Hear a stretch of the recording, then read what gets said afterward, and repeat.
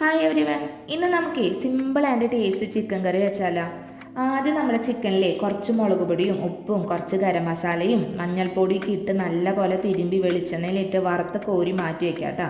അതിനുശേഷം 2 സവാള ചെറുതായി എരിഞ്ഞ് വെളിച്ചെണ്ണയിലിട്ട് വഴറ്റുക.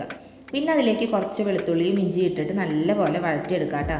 പിന്നെ നമ്മുടെ മെയിൻ പൊടികളാണ് ഇട്ടിടേണ്ടത്. മഞ്ഞൾപ്പൊടി, മുളക് പൊടി, മല്ലിപ്പൊടി, ഗരം മസാല ഇതൊക്കെ ഇട്ടിട്ട് നല്ലപോലെ വഴറ്റുക.